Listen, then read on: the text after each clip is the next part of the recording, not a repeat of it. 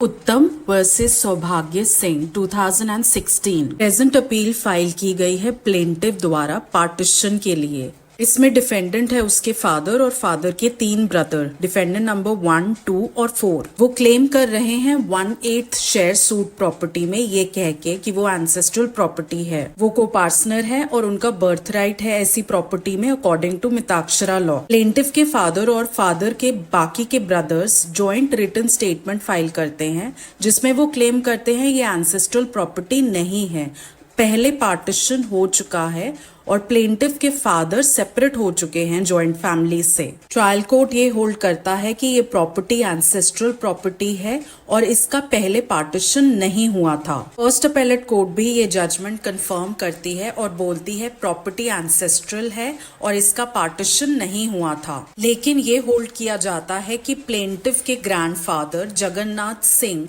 जो डिसीज हुए थे 1973 में, उनका शेयर डिस्ट्रीब्यूट होगा सेक्शन 8 हिंदू सक्सेशन एक्ट 1956 के अकॉर्डिंग। इसका मतलब ये माना जाएगा कि वो इंटर स्टेट डिसीज हुए थे, मतलब उन्होंने कोई विल एग्जीक्यूट नहीं की थी। अगर सेक्शन 8 एप्लीकेबल होगा, यहाँ रूल ऑफ इंटरस्टेसी लगेगा, ना कि सर्वाइवरशिप। अगर ऐसा है तो फिर डिवीजन के लिए जॉइंट फैमिली प्रॉपर्टी नहीं बची। प्रॉपर्टी डिवॉल्व होगी प्लेंटिव के फादर पर क्योंकि वो क्लास 1 एयर हैं और प्लेंटिव पर नहीं क्योंकि वो क्लास 1 एयर नहीं है। प्लेंटिव के पास कोई अधिकार नहीं है कि वो सू करे पार्टीशन के लिए, इसलिए सूट डिसमिस किया जाता है और first appeal allow. High court ने भी सेकंड अपील को डिसमिस किया और माना कि सेक्शन 468 और schedule of Hindu succession act of 1956 के हिसाब से ये बहुत साफ है कि ग्रैंडसन का कोई बर्थ राइट नहीं है प्रॉपर्टी में अपने ग्रैंडफादर की, और वो पार्टीशन के लिए क्लेम भी नहीं कर सकता अपने फादर की लाइफ टाइम में। प्रेजेंट केस में ये अनडिस्प्यूटेड है कि जगन्नाथ डिसीज हुए थे 1973 में।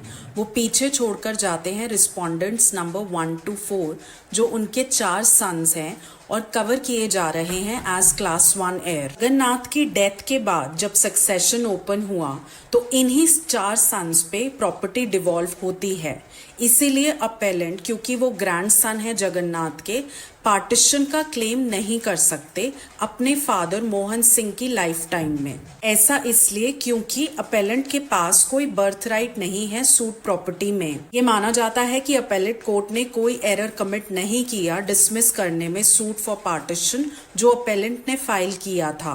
ऐसा इसलिए क्योंकि अपेलेंट के पास कोई राइट नहीं मौजूद जिससे वो लाइफ टाइम में मोहन सिंह की प्रॉपर्टी पे कोई भी हक जमाता। ये जजमेंट चैलेंज की जाती है सुप्रीम कोर्ट के सामने अपील द्वारा। अपेलेंट्स की कंटेंशन ये है कि अमेंडमेंट से पहले का सेक्शन 6 ही गवर्न कर रहा है फैक्ट्स ऑफ द केस।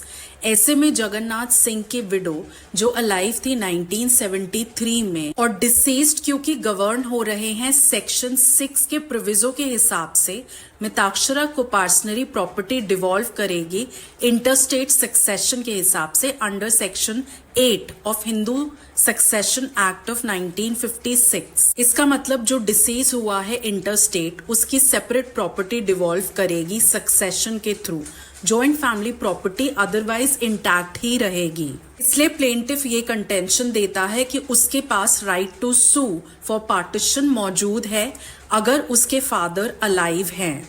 ऐसा इसलिए क्योंकि प्लेंटिफ भी को पार्टनर है और उसके पास right to ask for partition मौजूद है। ये राइट जगन्नाथ सिंह की डेथ के बाद भी प्लेंटिफ के पास मौजूद रहेगा। सेक्शन 8 भी कोई पाबंदी नहीं लगाता प्लेंटिफ के सूट पे क्योंकि जगन्नाथ सिंह ग्रैंडफादर हैं और उनकी प्रॉपर्टी थ्रू सक्सेशन भी अगर डिवॉल्व की जाती है तब भी अपेलेंट हमेशा एक लिविंग को पार्टनर माने जाएंगे जॉइंट फैमिली प्रॉपर्टी के रिगार्ड में, और वो इंटाइटल्ड रहेंगे कि पार्टीशन की मांग उठा सकें। फाइनली अपेलेंट ये भी कंटेंट करते हैं कि सेक्शन 6 और 8 को एक साथ पढ़ना चाहिए हार्मोनियसली, जिसका नतीजा ये होगा कि सेक्शन 6 हमेशा जॉइंट फैमिली प्रॉपर्टी को रिकॉग्नाइज करेगा और सेक्शन 8 की एप्लीकेशन के बाद भी ये प्रॉपर्टी जॉइंट फैमिली ही रहेगी।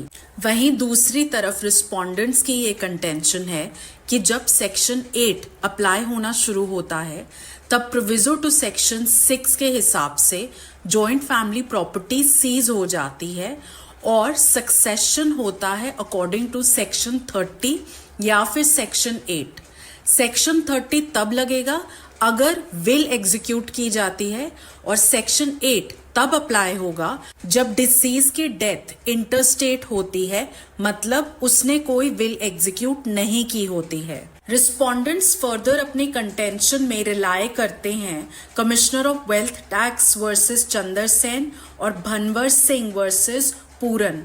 दोनों ही केसेस में ये बताया गया है कि सेक्शन 8 जब अप्लाई होता है किसी भी केस में, तब प्रॉपर्टी जॉइंट फैमिली प्रॉपर्टी नहीं रहती, वो सेपरेट हो जाती है। ऐसे में प्रॉपर्टी की पार्टीशन की बात लॉजिकल नहीं लगती, इसलिए कह सकते हैं कि राइट टू पार्टीशन एग्जिस्ट नहीं करता। दोनों तरफ की कंटेंशंस देखने के बाद कोर्ट कुछ ऑब्जर्वेशंस देता है। दोनों पार्टीज ने एक कॉमन ग्राउंड लिया कि प्रेजेंट सूट फाइल किया गया था 1998 में और डिक्री पास हुई थी 2000 में, इसलिए सेक्शन 6 की जो अमेंडमेंट 2005 में हुई थी वो अमेंडमेंट गवर्न नहीं करेगी प्रेजेंट सूट को। हिंदू सक्सेशन एक्ट गवर्न कर रहा है कि इंटरस्टेट सक्सेशन हिंदुओं के बीच में कैसे होगा। सेक्शन 4 ओवरराइडिंग इफेक्ट की बात करता है और हमें ये पता चलता है कि स्टैट्यूट के कमेंसमेंट होने के बाद से हिंदू सक्सेशन एक्ट ही रेगुलेट करेगा हिंदू सक्सेशन अमंग हिंदूज। अगर कोई भी हिंदू इंटरस्टेट डाई करता है या बिना विल एग्जीक्यूट किए उसकी मौत होती है। यहाँ आप पॉज करके वीडियो को देख सकते हैं कि सेक्शन 4 की लेजिस्लेटिव लैंग्वेज क्या है। सेक्शन 6 की 2005 के अमेंडमेंट से पहले सेक्शन 4 ये बता रहा है कि इस एक्ट का ओवरराइडिंग इफेक्ट है, मतलब कि कोई भी टेक्स्ट, रूल या इंटरप्रिटेशन ऑफ हिंदू लॉ या कस्टम या फिर यूसेज जो इस एक्ट के कमेंस होने से पहले एग्जिस्ट करता था, अब इस एक्ट के आने के बाद वो एग्जिस्ट नहीं करेगा, सीज हो जाएगा, उसका ऑपरेशन खत्म हो जाएगा। ऐसे ही अगर हिंदू सक्सेशन एक्ट से पहले कोई अदर लॉ मौजूद था, उसका इफेक्ट भी खत्म हो जाएगा अगर वो इनकंसिस्टेंट है हिंदू सक्सेशन एक्ट के किसी भी प्रोविजन के साथ। 2005 की अमेंडमेंट से पहले सेक्शन 6 ये प्रोवाइड करता था कि मिताक्षरा को पार्सनरी प्रॉपर्टी डिवॉल्व होगी सर्वाइवरशिप के हिसाब से, और तब हिंदू सक्सेशन एक्ट एप्लीकेबल नहीं होगा। लेकिन अगर क्लास 1 में स्पेसिफाई की हुई कोई फीमेल रिलेटिव मौजूद है, तब सर्वाइवरशिप ना लगकर सक्सेशन लगेगा या फिर टेस्टामेंट्री डिस्पोजिशन के हिसाब से प्रॉपर्टी डिवॉल्व होगी। सेक्शन 8 के हिसाब से अगर कोई हिंदू मेल डिसीज हो रहा है इंटरस्टेट, मतलब उसने कोई विल नहीं एग्जीक्यूट की है, तो उसकी प्रॉपर्टी सक्सीड की जाएगी क्लास 1 हेयर द्वारा या फिर क्लास 2। अगर ये दोनों मौजूद नहीं है तो एग्नेट्स, अगर एग्नेट्स पे मौजूद नहीं है तो फिर कॉग्नेट्स पे डिवॉल्व होगी। सेक्शन 19 के हिसाब से अगर एक से ज्यादा एयर्स मौजूद हैं तो वो प्रॉपर्टी एक साथ लेंगे as tenants in common, joint tenants नहीं, और वो प्रॉपर्टी को पर कैपिटा के हिसाब से लेंगे, ना कि पर स्टर्पीज के हिसाब से। सेक्शन 30 ये भी बताता है कि अगर किसी हिंदू ने विल एग्जीक्यूट की है तो वो इंडियन सक्सेशन एक्ट 1925 के हिसाब से एप्लीकेबल होगी। गुरुपत के केस में कोर्ट ने ये देखा था कि पुराने सेक्शन 6 की इंटरप्रिटेशन क्या है। इस केस में हिंदू विडो क्लेम कर रही होती है 7/24 share in joint Hindu family property, और इस फैमिली को कंप्राइज करते हैं वो खुद, उसका हस्बैंड और 2 सन्स। अगर पार्टीशन हस्बैंड की लाइफ टाइम में होता है तब विडो को 1/4 शेयर मिलेगा जॉइंट फैमिली प्रॉपर्टी में। डिसीज्ड हस्बैंड का 1/4 शेयर डिवॉल्व होगा उसकी डेथ पर 6 शेयरर्स पर, और इसी हिसाब से विडो को 1/24 शेयर मिलेगा। दोनों शेयर्स को मिलाकर ही विडो क्लेम कर रही है जॉइंट फैमिली प्रॉपर्टी में 7/24 शेयर। कोर्ट ने ये होल्ड किया कि हिंदू सक्सेशन एक्ट 1956 में इनैक्ट हुआ था और खानदप्पा डिसीज हुए थे 1960 में। क्योंकि उनका इंटरेस्ट था मिताक्षरा को पार्सनरी प्रॉपर्टी में, इसलिए सेक्शन 6 अट्रैक्ट होगा। अब सेक्शन 6 का जो नॉर्मल रूल बता रहा है वो ये है कि खानदप्पा का जो इंटरेस्ट है कोपार्सनरी प्रॉपर्टी में वो डिवॉल्व होगा सर्वाइवरशिप के हिसाब से। लेकिन जब हम प्रोविजो पढ़ते हैं सेक्शन 6 का, उस हिसाब से हमें पता चलता है कि अगर क्लास 1 एयर्स में फीमेल रिलेटिव्स भी मौजूद हैं तब प्रोविजो लगेगा।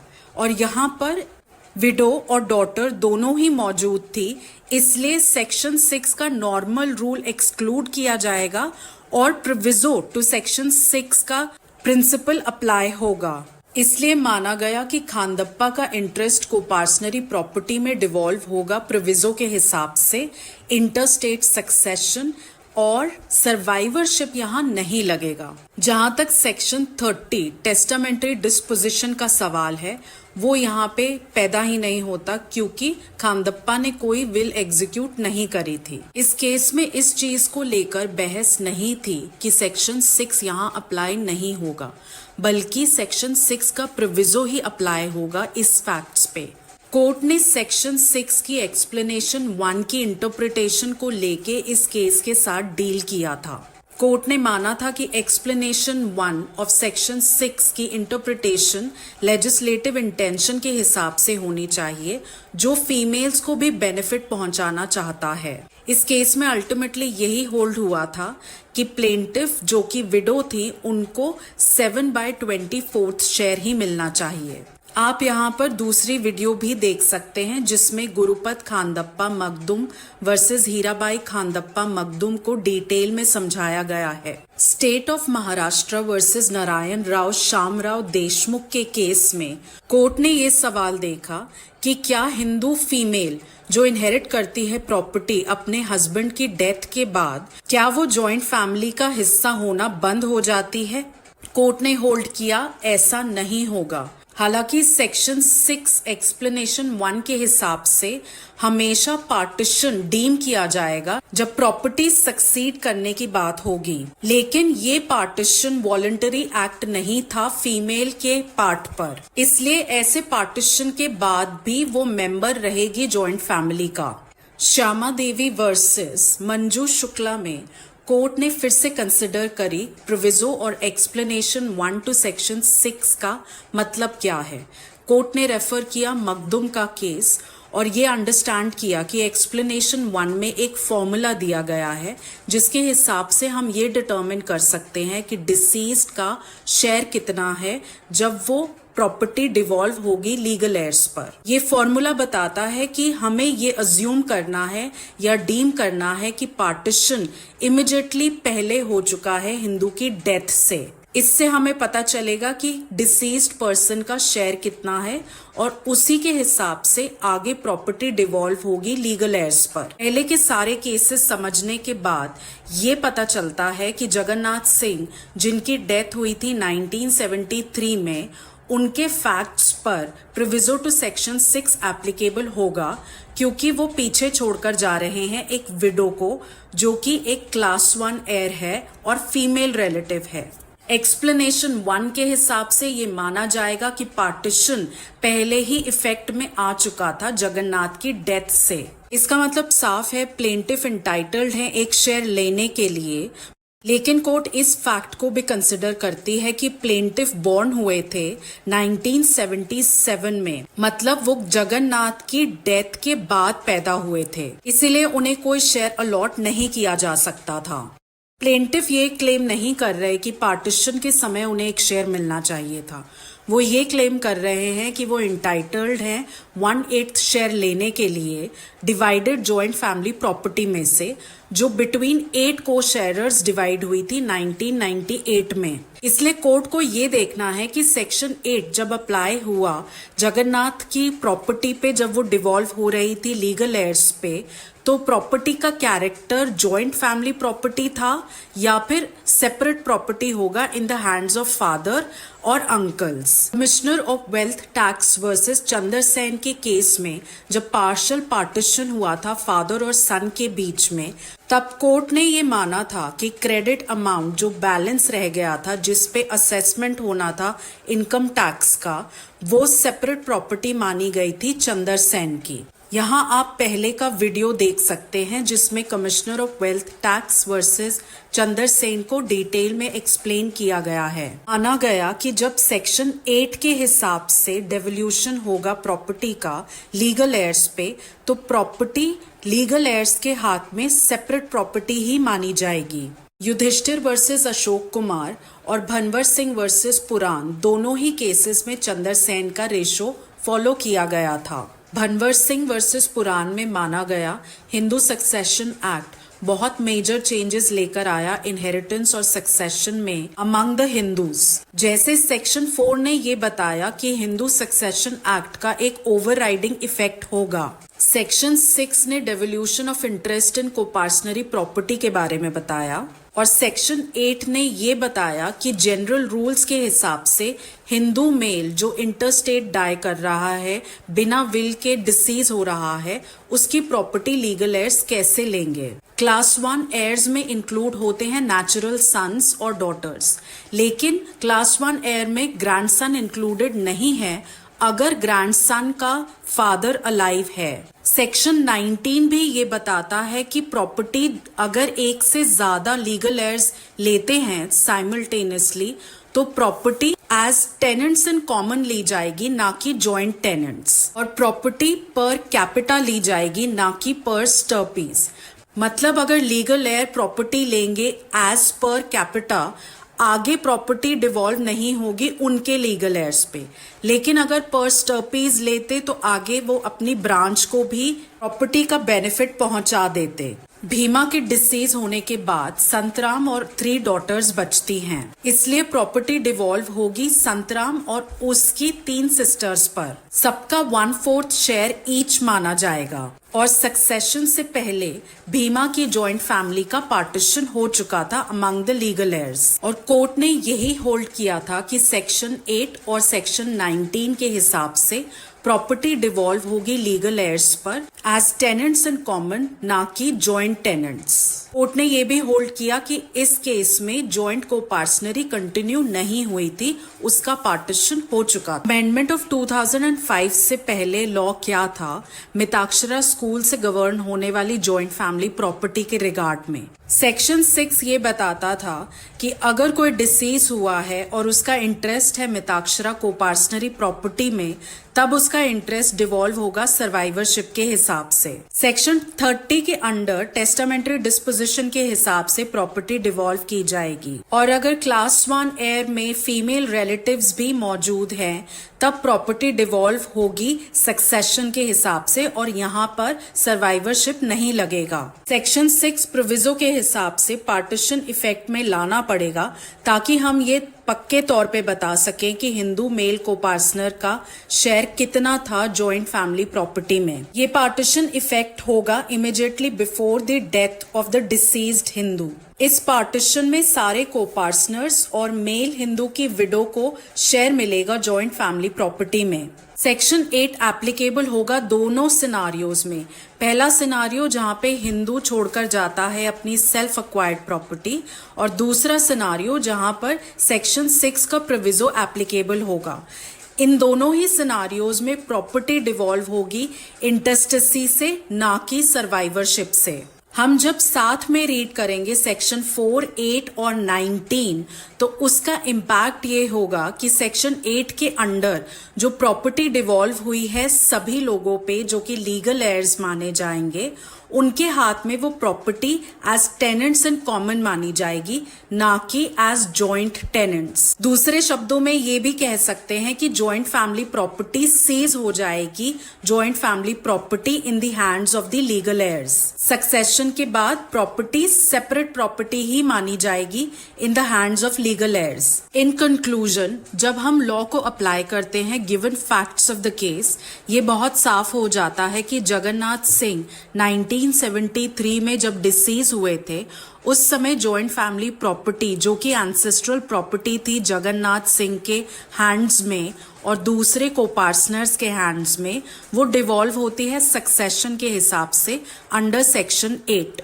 इसका मतलब ये है कि सक्सेशन के समय एंसेस्ट्रल प्रॉपर्टी खत्म हो गई थी, जॉइंट फैमिली प्रॉपर्टी नहीं कहलाई जा सकती थी जब जगन्नाथ सिंह डिसीज हो जाते हैं। दूसरे को पार्टनर्स और विडो जब प्रॉपर्टी सक्सीड करते हैं सेक्शन 8 के अंडर, तो वो प्रॉपर्टी को एज टेनेंट्स इन कॉमन लेते हैं, ना कि as joint tenants. In other words हम ये कह सकते हैं कि जब प्रॉपर्टी डिवॉल्व होती है सारे लीगल एयर्स पे इंक्लूडिंग द विडो, प्रॉपर्टी का कैरेक्टर चेंज हो जाता है। From ancestral it becomes separate property. इसलिए फाइनली अपेलेंट 1977 में जो बॉर्न हुए हैं वो जॉइंट फैमिली प्रॉपर्टी का पार्टीशन मांग नहीं सकते, क्योंकि प्रॉपर्टी जॉइंट ही नहीं रही जब जगन्नाथ सिंह की प्रॉपर्टी का सक्सेशन हो चुका है। सब्सक्राइब करें।